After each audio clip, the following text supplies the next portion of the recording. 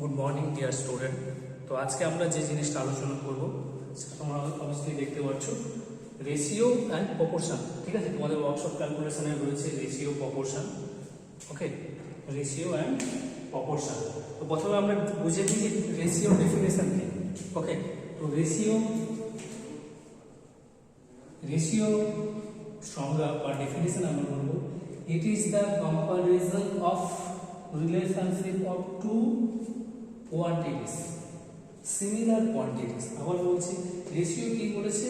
Comparison relation between the two similar quantity, দুটো similar কোয়ান্টিটির মধ্যে কম্পারিজনের যে রিলেশন, যে সম্পর্ক, সেটাকে আমরা রেশিও বলবো। রেশিও ধরো আমি বললাম দুজন দিনাঙ্ক, দুটো নমুনাও বলতে পারি, যেখানে এ হচ্ছে একজন বয়, বা আমি ধরে নিচ্ছি এ রাম। এখন নাম কিন্তু সুবিধা হবে, ধরো রাম আর একজন রয়েছে স্যাম। ওকে, রাম বললো তার ওয়েট ধরে নিচ্ছি 24 কেজি, কত? Although it is mass. Okay, Ram 20 KG mass and স্যামের মাস হচ্ছে 30 কেজি। তাহলে রামের মাস হচ্ছে 24 কেজি, স্যামের মাস হচ্ছে 30 কেজি। ঠিক আছে, তাহলে আমরা বলতে পারি রাম বাই স্যাম বা রাম ইজ টু স্যাম। আমরা রেশিও কি দিয়ে ডিনোট করে বললাম? The ratio is represented by the using colon. Okay, single colon. তো Ram is to Sam equal to আমরা লিখব 24 ইজ টু 30। এবার এটা যদি আমরা রিডিউস করি, 2 12 যা 2 15 যা 3 4 যা 5 যা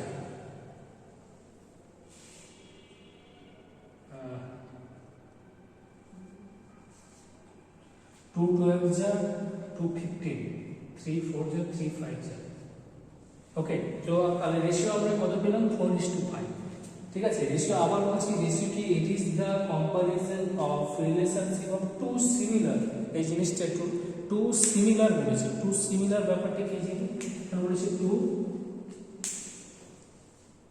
two similar. Okay, two similar quantities. এই জিনিসটা একটু ভালো করে হবে। সিমিলার কি জিনিস? দেখো এখানে রামের মাছ নিয়েছিলাম 24 কেজি, স্যামেরও নিয়েছি 30 কেজি।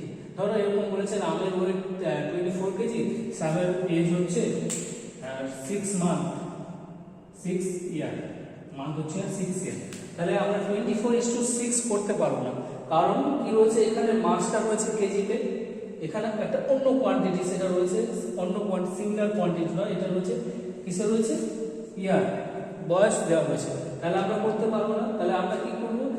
রেশিও তখনই করতে পারবো যদি সেটা সিমিলার কোয়ান্টিটিস হয়। যদি এরকম দেওয়া থাকতো যে রামের বয়স হচ্ছে 7 or 4 years, তখন আমরা করতে পারতাম 4:6 দেন 2:3। ওকে, যদি দুটো ইয়ার দেওয়া থাকতো, এরও বয়স দেওয়া থাকতো 4 ইয়ার্স, এরও দেওয়া থাকতো 6 ইয়ার, তখন আমরা এই 4 ইয়ার এবং 6 ইয়ারের রেশিও বের করতে পারতাম, তখন সেটা হতো 2:3। বাট আমরা কখনোই মাসের সঙ্গে ইয়ার রেশিও করতে পারবো না, কারণ রেশিওতে বলা হয়েছে it is the comparison of the relationship of two similar. ভালো করে এখানে আমি আন্ডারলাইন করেছি, সিমিলার কোয়ান্টিটিস। কি কোয়ান্টিটি হতে হবে? সিমিলার হতে হবে। যেমন এখানে প্রথম উদাহরণ আমরা দেখলাম যে Ram 24 KG mass of a ram is 24 kg and mass of a sam is 30 kg. So ratio of their mass 24:30. So answer is 4.5. Okay, ratio বুঝলাম। এরপরে আমরা যেটা জিনিস জানবো, প্রপোর্শন। তারপর আমরা প্রবলেমে আসবো, রেশিও এন্ড প্রপোর্শন। তো রেশিও কাকে বললাম? আবার বলছি, ratio it is the comparison of relationship between two similar quantities. Okay, দুটো সিমিলার, আর it is mainly represented by colon. যেটা কি দিয়ে আমরা রিপ্রেজেন্ট করি? কলন দিয়ে। বোঝা গেল? Next, proportion. প্রপোর্শন কি জিনিস আমরা দেখে নিই সংজ্ঞা, তারপর আমরা বিভিন্ন টার্মে আসবো।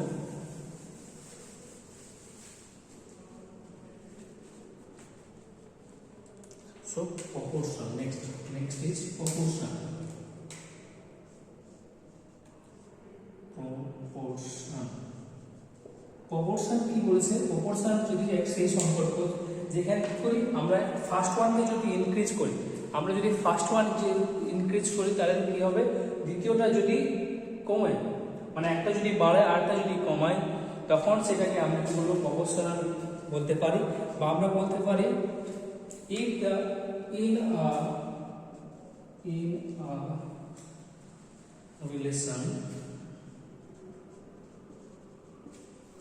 relation two things are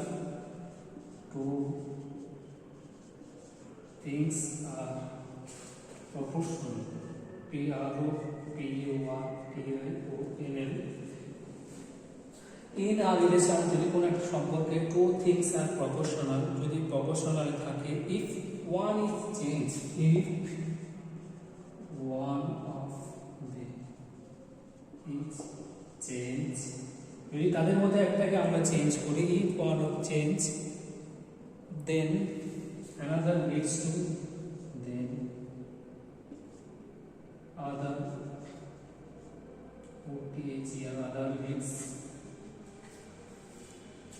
other leads to corresponding change, to zero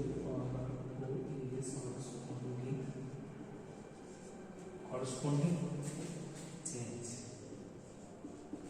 ঠিক আছে, প্রপোর্শন কি বলেছে, ইন এ রিলেশন যদি কোনো একটা সম্পর্কে আমরা যদি দেখি সেখানে কি থাকে, যদি তারা প্রপোর্শনে থাকে তাহলে আমরা একটাকে যদি চেঞ্জ করি, if we want change one then the other leads to corresponding change, তাহলে একটা সাথে আরেকটা কি হবে, চেঞ্জ হতে থাকে।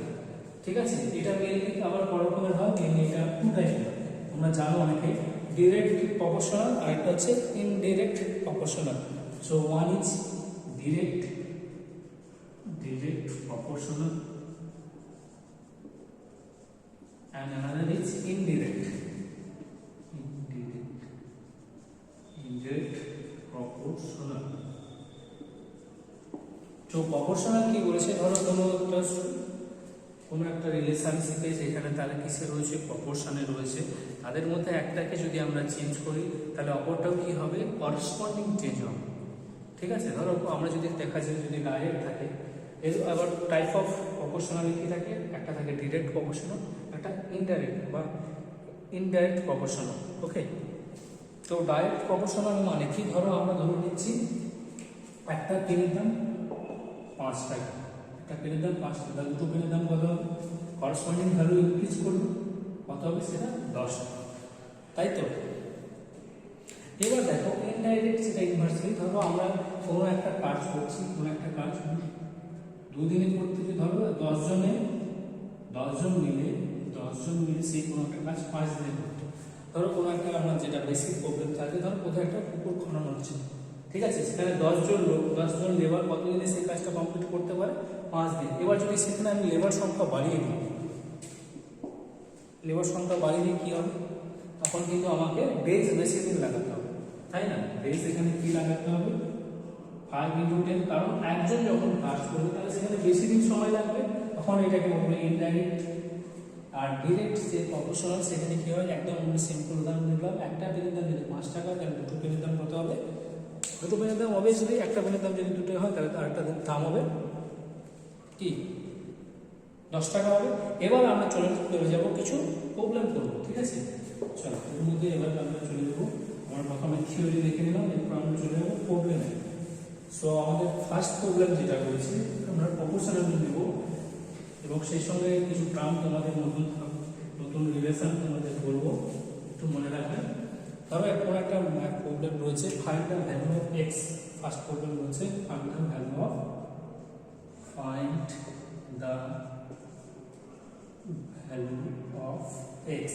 এবার কি দিয়েছে, একটা রিলেশনশিপ দেওয়া রয়েছে প্রপোর্শনালে, 12:9, 12:9 proportional sign 24:x। এবার দেখো আমি এটা দুটো মেথড করবো, ঠিক আছে, আমি এখানে তোমাদের এটা দুটো মেথড করাবো, এবার তোমরা যেটা তোমাদের পছন্দ সেই অনুযায়ী করবে।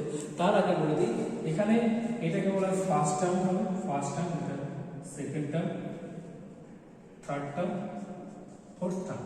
এবার একটা সঙ্গী রয়েছে বা রুলস তোমরা বলতে পারো, আমরা বলতে পারি বা করতে পারি যে fourth fourth term is into first term.